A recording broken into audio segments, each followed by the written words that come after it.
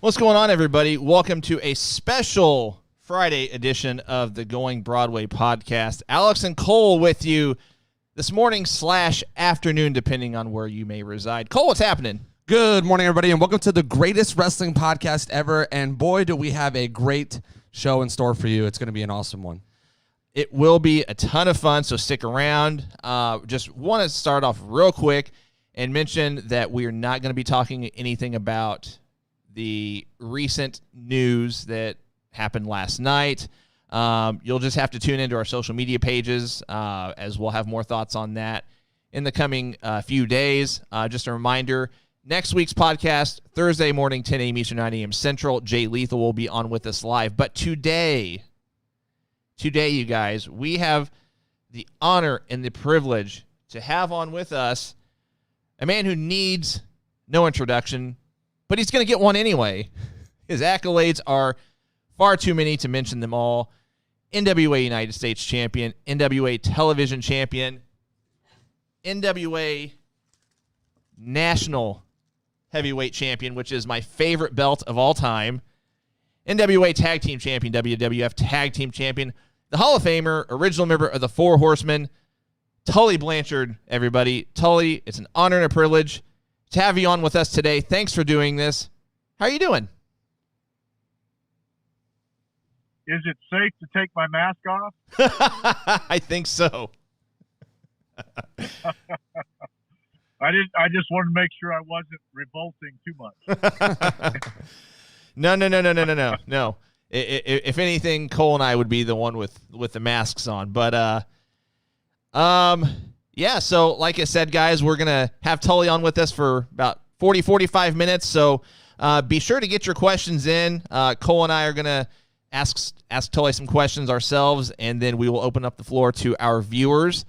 So I'll tell you what, we have to do our customary bell. And we didn't get it. There it is. So I need to keep a running total of any time we have guests, how many are gonna, how often we're gonna get a reaction to that, because it's cheesy, but I like it. So let's just I want to talk about some of the more recent events, if you will, as far as you being in wrestling now. I know a lot of our questions are going to be very NWA and Horsemen related and centric to that. So Cole and I are going to ask just about anything and everything AEW related, and then we'll open up the floor. So, Tully, you made your debut in All Out, or prior to All Out, I'm sorry, in a vignette with Shawn Spears. How was, as far as joining AEW, how was that pitched to you? Who did you have talks with prior to joining, and what was it made you decide to jump on board, so to speak?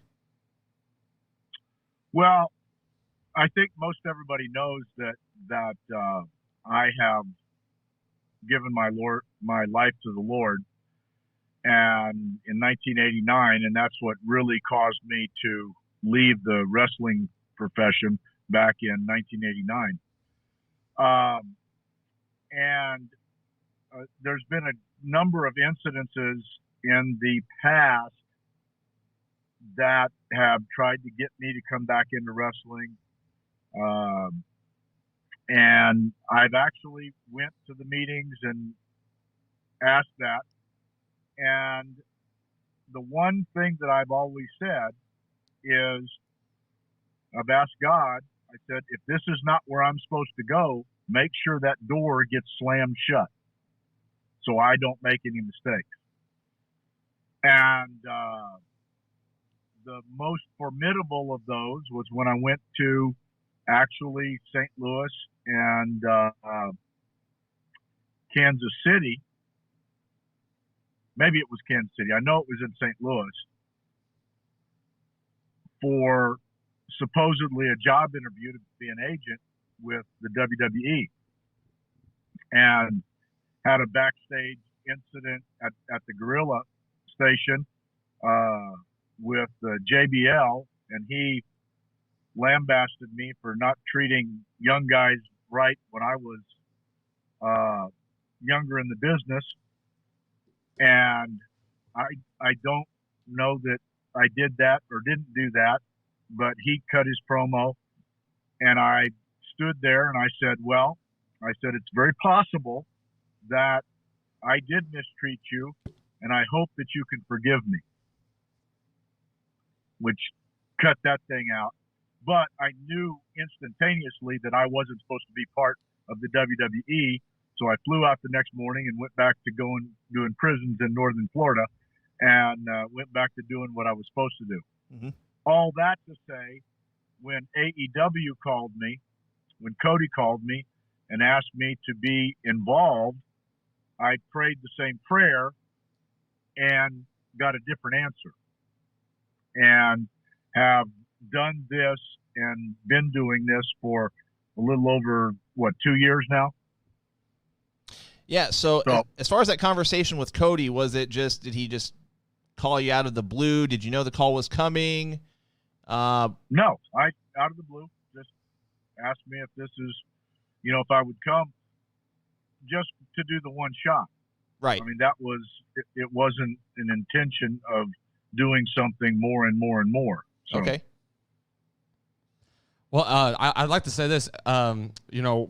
We typically don't get too deep into these conversations, but I myself am a youth pastor and a traveling minister, and so to hear just your story about how you used your faith in a sense to make those decisions and to kind of lead you to where you should go, I think that's really awesome. It's really encouraging to see that, and so I thank you for sharing that with us and being open about your faith and whatnot. So super cool to just kind of see like how things kind of lined up just the way they did. Well, it is when God opens a door, it is no man can shut it, and when God closes the door, no man can open it. And I mean, my day job is I'm the jail and prison minister at Cornerstone Church in San Antonio, Texas, which is a pretty big church. And it is, I've been allowed to come weekly as long as I get all my stuff done. They've allowed me to do the AEW programs, and to me, there's nothing more than God holding the door open to do that. So that's awesome. Very cool. So kind of fast forwarding a little bit, the creative direction, I guess, if you will, was you were paired with Shawn Spears, and it seemed like that from a creative storyline aspect, pre-COVID, before the pandemic kind of just shut everything down, it seemed like the direction was to find Shawn Spears a tag team partner. Can you tell us a little bit about, why the angle was dropped, and more, I guess, maybe not more importantly, but like what the payoff was supposed to be, if there was ever a plan for someone specifically to be Shawn Spears' tag team partner? I don't think that started out being the plan. Okay. But they, I was brought in to do the one thing, and when Cody beat Shawn and Arn came in and gave him the belly to belly and all of that kind of stuff, and then the following week Moxley beat Shawn on the first TV show, and there would have had to been some fixing done to the image, and they didn't do any fixing, so it was I think the trying to find a tag team partner was kind of like a safety line, trying to get something else going. And I don't know. I don't get involved in creative. Sure. I'm too old for that stuff. It is. I enjoy doing it on a weekly basis. I've got a lot of new friendships and a lot of older friendships that are rekindled. but my number one job still, if I had to come between the picking of the two, is the jail and prison ministry job that I do Sunday through Thursday. Sure, absolutely. Awesome. So we're kind of moving through. And it doesn't pay near as well either.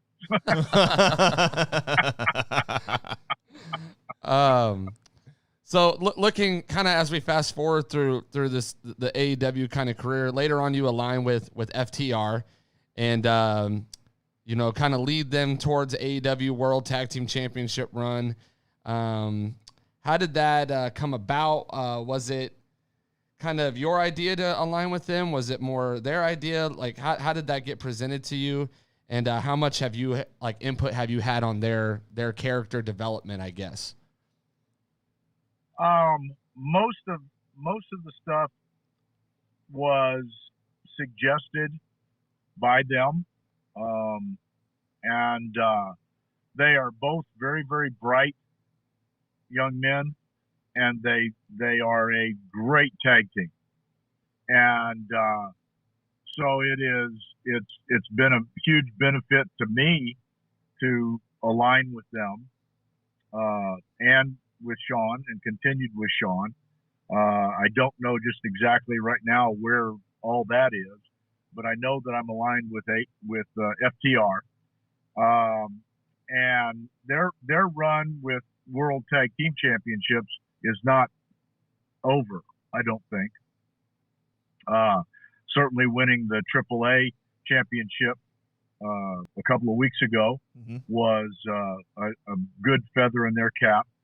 But getting the AEW championships back is what's on the top of everybody's mind, because that's the top championship for tag teams,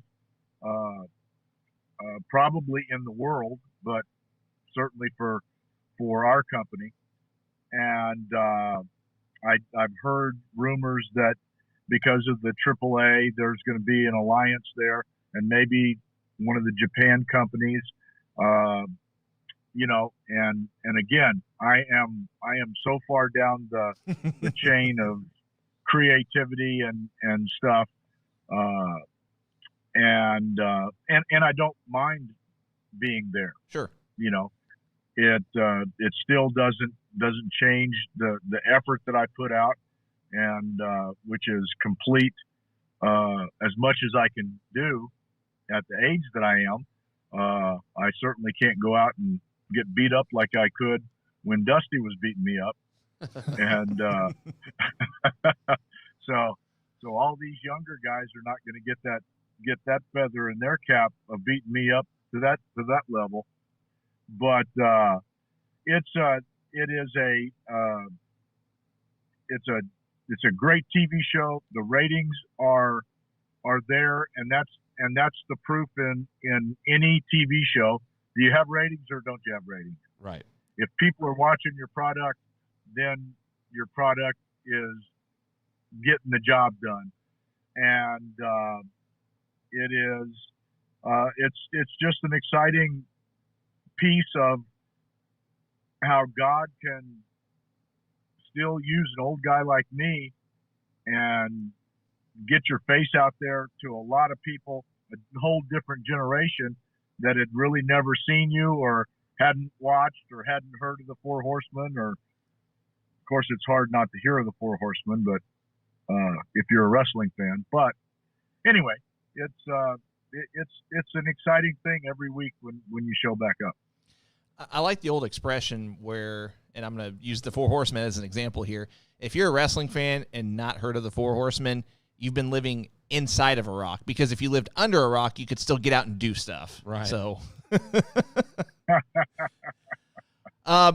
so you mentioned earlier you can't,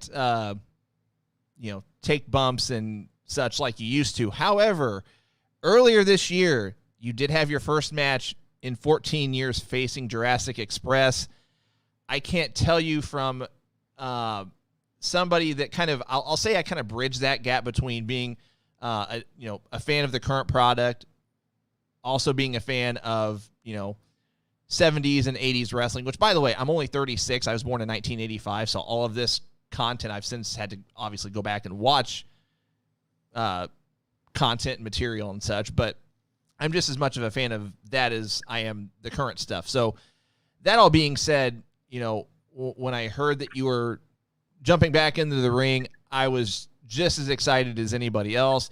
When I saw the slingshot suplex, I, as wrestling fans say, marked out in my living room. I was just thrilled to see it, thrilled to see J.J. Dillon out there. Just all the nostalgia, all the feels, so to speak. Can you tell us a little bit about how you felt mentally, physically, emotionally going into the match, knowing that you were jumping back into the ring? What was that entire day like for Tully Blanchard leading up to that match? Well, I was technically petrified because, you know, it's one. I was very much in control always back in the day, and I'm not in control I wasn't in control anymore, and the Jurassic Express are one great big guy who is very strong and agile and stuff, and did kick the crap out of me. He kicked me in the side of the head. Took me a month to get over that. Ooh. And then Marco's more my style right now. So it was, but if it generated those kind of juices in you and those kind of memories, and if it could have done that to anybody else, that was great. I don't think that that's going to happen anymore. I have had discussions with the medical people and stuff that we didn't have back in the day. Sure. And,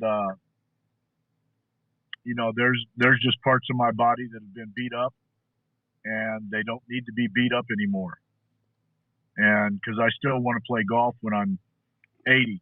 And right. it's, and that's not too far off. No, I mean, just all of it. You walking out with the 10 pounds of silver U.S. belt, FTR walking out with the old blue strap NWA World Tag Team Championships, J.J. Dillon being there, Arn Anderson walking out post-match, giving the sign, and just all of it. I mean, it was perfect. Couldn't have been, I mean, for an old school wrestling fan that watches the current product, it couldn't have gone more flawlessly, besides maybe, you know, the stiff kick to the head, but so speaking of nostalgia, I want to bring up the Blood and Guts match, which is obviously an homage to War Games.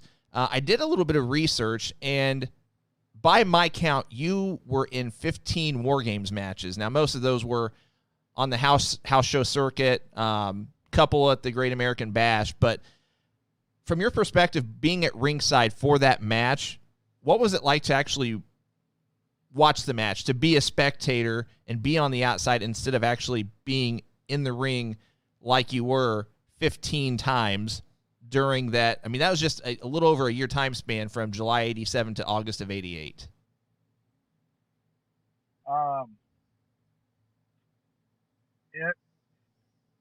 The biggest thing that I struggle with in any match, much less the one that was Blood and Guts, is my brain works out in front of the audience. Mm-hmm. And it is doing things, not doing things that are right in the right place in the right time. And not everybody has that same mindset. That's not a negative towards anybody. Sure. But it's just the way that I look at wrestling every night, and twice on Sunday, twice on Saturday. And so, and the record is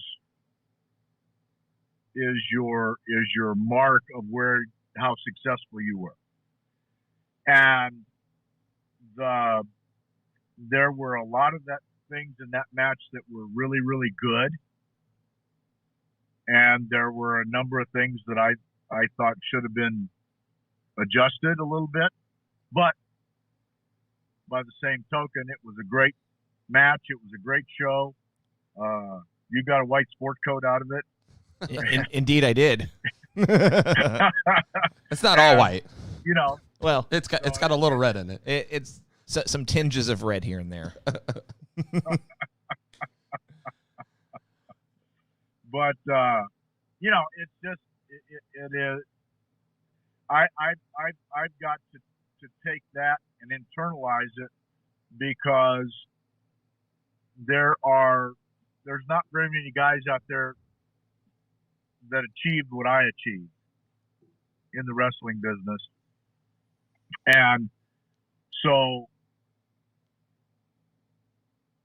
my expectations can't be up here when maximum velocity is here.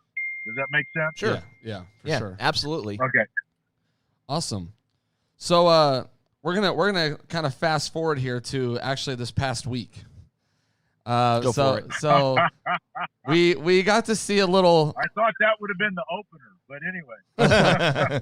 we got to see this little face off. I'll say it looked like a little tease of a scuffle between you and Mr. Arn Anderson over there.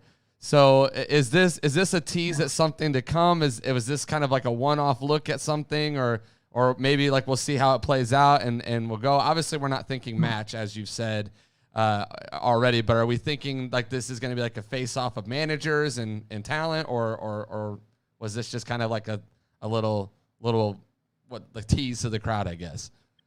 Good, yeah. I don't know. I mean, it is.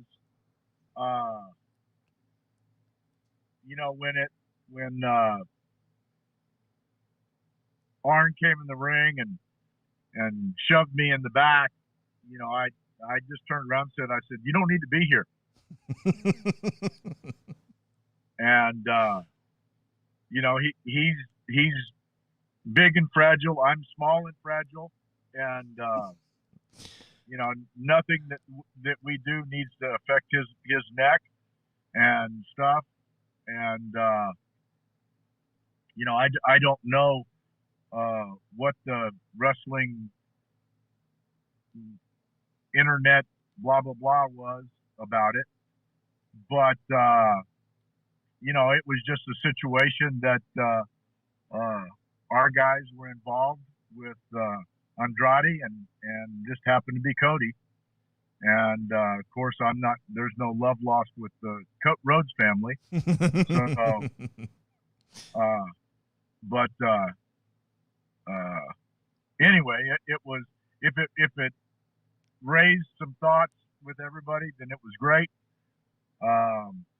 But where it's going, not a clue. I want to bring up something. This is off the cuff, not AEW related, but and I'm going to ask now just because I know I'm going to forget as soon as we get into the Q&A with the viewers, which, by the way, guys, we're going to be wrapping up the AEW conversation here with a couple more questions that Cole is going to ask. So go ahead and get your questions in for Tully if you have not already. We'll read some of them on air. Maybe yours will be one of them. So before Cole asks his two questions, again, this is kind of off the cuff, but in '88, you had a little bit of a scuffle with Dusty, and this was, you know, unfortunately after Magnum's accident. And I don't know if you remember this or not, if you recall. I mean, just because it's been 30 plus years ago, I have a hard time remembering things that happened yesterday. So I've since gone back and watched that the segment, the promo, on multiple occasions. It really looked like to me, and you can confirm or deny this, that Dusty gave you some legit shots with that bat. Was that the case, or was it, you know, did you feel, for lack of a better word, that you were maybe not safe or maybe not protected, but for lack of a better way of phrasing it, that's how I'll put it. But if I've just gone back and watched it, I don't know how many times, and it legit looked like he gave you some stiff shots with that bat. Do you have any recollection of that segment at all? No, but that's because we were good. Right. Okay. No, that's fine. I mean, I wasn't expecting an answer one way or the other. I had to ask because I wasn't sure, and it just looked really, really intense. I mean, but that's part of pro wrestling, is you're supposed to make it look real, make it look legit. So it did the job. So, like I said, guys, we're going to wrap up the AEW conversation. Cole's got a couple more questions, and then we'll open up the fan chat. All right, cool. So, because you've had more recently, you've been a part of AEW. So, but you've been in the business so long. So I wanted to ask this question: what do you think AEW is doing that sets them apart from current as well as past wrestling promotions? What makes AEW so different? Because we hear that conversation a lot of they're just different. It seems like it's the kind of the utopia of wrestling right now. A lot of wrestlers are wanting to go there and speak about them. So what is AEW doing that's just that different? I think the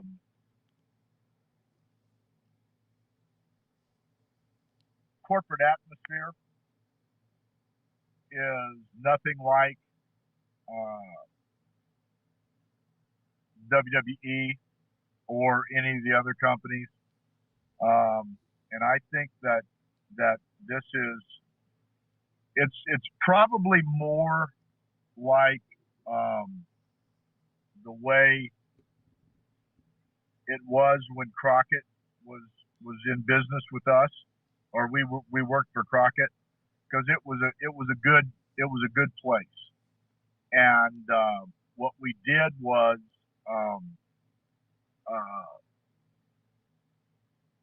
and that makes it such a. I mean, when you come to work, it's nice, it's comfortable, it's Tony is agreeable and on a lot of things, but I mean just cordial, and he's not untouchable and unreachable, and that's probably the biggest thing, is that it's just a good place to go to work. Awesome. Absolutely. So one more question from me, and then we're going to open it up to a couple fan questions here before we let you get on with your golfing today. It's golf day. So looking at the current AEW roster, in your opinion, are there any up and coming names that we as fans should kind of keep an eye out for? Maybe someone that a few people you've noticed that really have what it takes. They really got some cool skill sets, and if so, are there any that maybe you in particular might want to work with? To be really honest with you, I have not really been in a situation to where I can see a lot of stuff like that, because I come in on Wednesdays. Most everybody else comes in on Tuesday, and so I don't see any of the training and any of that kind of stuff. And so when they have matches and I see them and I watch, there's a number of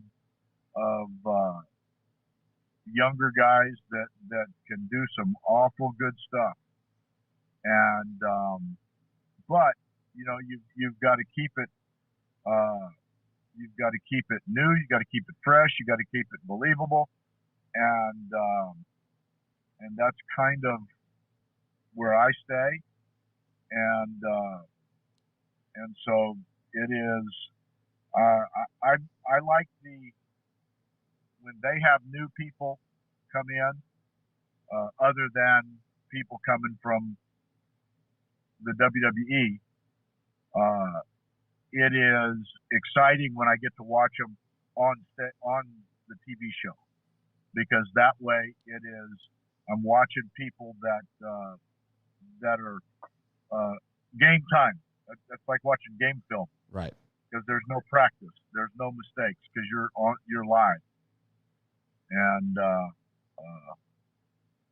but it's going to be interesting the next 6 months to a year. So awesome. I'm excited. I think I'll go as far to say is I wouldn't consider Cole or myself the common wrestling fan, but anyone that is the common wrestling fan to the, ultimate,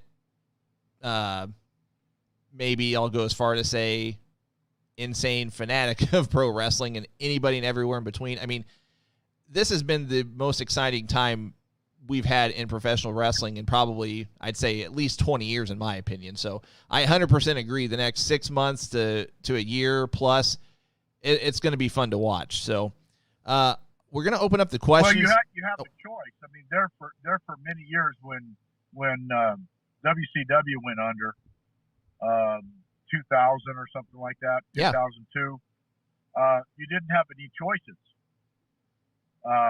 But when AEW came in, you had a choice.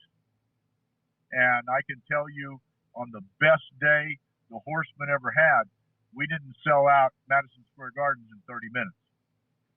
Yeah, exactly. And AEW did that. So yeah, I don't think no disrespect to any other company, but I don't think any other company has sold out a venue like the United Center just by the rumor of somebody showing up or making their debut. So that's a big deal. For sure. Oh, yeah, absolutely. Well, we got about 10 minutes, give or take. Yeah. Well, I'm thinking I found 2 questions from our fans here that I really like. I'm going to get to a couple questions that, so we do have a Patreon page, guys, patreon.com/Going Broadway Podcast. If you're interested, check that out. But we have a couple of questions that were submitted ahead of time from our patrons. And I'd like to get a couple of those read first. So this question comes from Chris Poshik. What can you tell us about your brief run in the AWA in 1990? My brief run, I think it was one day. And I learned very quickly that I didn't want to work for Vern. Okay. And I was completely inept at planning a match. That was my biggest takeaway from my AWA learn. All right. And one other question I'm going to read from one of our patrons. This question comes from David Tilly. What was the original plan, if you're aware of it, for the feud with the Midnight Express? Seems like it was cut short when you and Arn went to the WWF. Well, I gave the company a choice. They could either have the championship belts in Houston or in Philadelphia because I was quitting. And they chose Philadelphia and don't have any idea what was down the road. Me quitting the company and Arn quitting the company was instantaneous. It was not a planned situation at all. Sure. And and I doubt that if we were to stay with the company, I doubt that the Midnight Express would have won the championships that night. Gotcha. Awesome. So this question here comes from Travis Sawillo. It says, what in the evolution of wrestling, Tully, has most surprised you throughout your career of watching how wrestling has evolved? What has been the biggest maybe shock or surprise to you? Wow, that's a good question. I don't think that anything surprises me anymore. Really and truly, the biggest thing would be the rapid speed of selling the tickets. Even one better than the CM Punk thing in the United Center. 20,000 people in the Arthur Ashe Center. Mm-hmm. Okay, you've got to have a card to get in with your vaccination, or you can't get in the building. And 20,000 people did that. That's thinking amazing. Wow. To me. Yeah, 100% agreed. And those kinds of things that people support are just absolutely makes me speechless, because number one, you cannot forget this is the entertainment business. My dad taught me that. Number one, you're out there to entertain people, and if you can get them to buy tickets to watch you, then you'll make a lot of money. And that's what you got to do. And if you're not entertaining people and not selling tickets, you're not getting a job done. Yeah, I love it. Exactly. Yeah. Did you have another one? I have one more that I really liked. Go for it. So throughout our history of the show, we've had this conversation of a new Four Horsemen. So I really love this question because it's been debated over and over and over again. WWE likes to use the term the Four Horsewomen, and they've done that with, you know, Charlotte and Becky and all that stuff, and they've had those conversations. But when AEW started and it had kind of this more classical feel and all these things, we've always gotten these like rumors and dirt sheets and people just talking about, you know, Cody Rhodes starting a new Horseman, or, you know, if MJF should start a new Horseman. I don't really feel like the pinnacle is that, but the question here comes from Cade Wilbur, and it says, would you like to see a new version of the Horseman, and if so, who would you see in it? Or I'm going to kind of just add a little side part of this question. Should we leave the Horseman alone? Should we leave that name alone and let it be what it was and it's in its greatness and in its entirety, and allow new things, new fresh things to come? Well, I've said this, Arn and I have said this on podcasts and interviews for years and years and years. The Horseman was not created by a creative committee or a promoter. It was created by the wrestling fans when Arn Anderson called us the Four Horsemen of Apocalypse in a 8-man tag match, period. And it caught, and that's why today people still know who the Horsemen are. That's why today when you go to autograph shows, they still line up to get 4 old guys to sign autographs. And you cannot recreate that. You can't sit and say, I'm going to put these 4 stars together and this is this, and this is this. If it is out of a creative committee, it's not going to work to recreate what the Horsemen meant to professional wrestling and have meant this far forward. Such a great answer. I really love that. Did that sound like I knew what I was talking about? Oh yeah, and like I said, we've debated this because we're a very fan interactive show. We've debated this over and over again because you constantly have people saying, well, you know, it could be Cody and it could be this person and that person, and we're just kind of like, I just don't think there's any no diss to those wrestlers, but there's just no way to recreate something that was, you know, that special. And you get those moments throughout wrestling where they're just those special moments that happened organically, and they weren't forced, they weren't shoved down people's throat. And I think that's why people hate wrestling angles now, is because they're almost so forced down your throat trying to recreate something instead of trying to organically produce something new. So I'm glad you set the record straight for us on that one. So Alex, you got maybe 1, 2 more? Yeah, we got time for maybe 1, maybe 2 more at the most. I like this. Another question from Cade Wilbur. He asked, who do you think would have made a good Horseman and never was back in the Crockett days? It wouldn't have made any difference who it was. I mean, we were successful with Luger when he was just starting. Yeah. As long as you had me and Arn and Rick together, the 4th one was irrelevant. See, I always thought, to me, and it's just because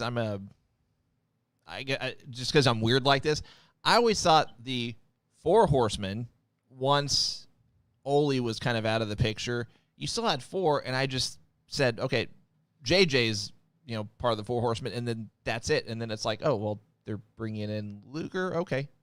But then it caught fire. That was short-lived. Right. That was short-lived.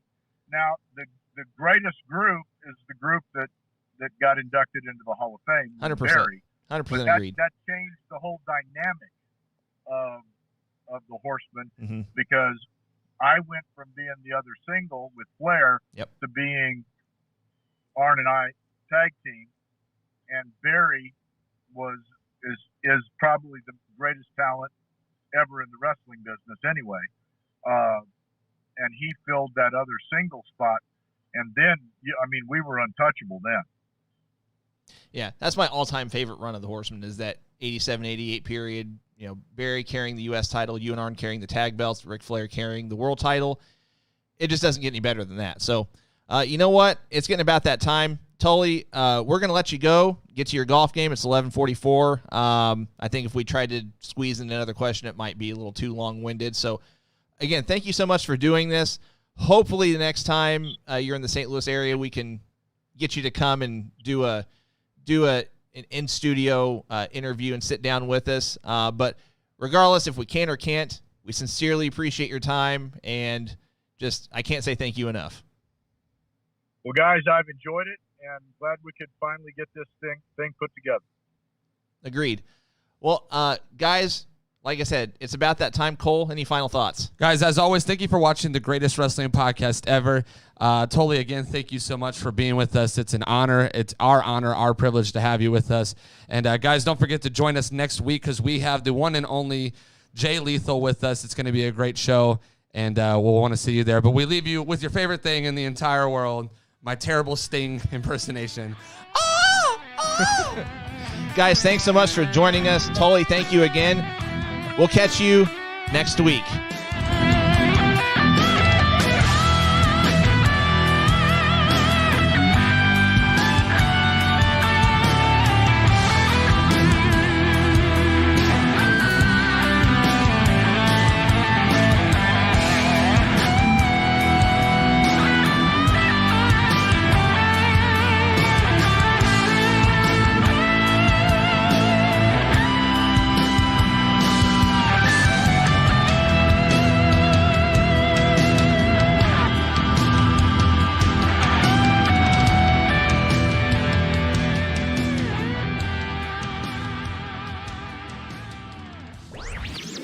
This podcast was a presentation of LightUpMedia.fm.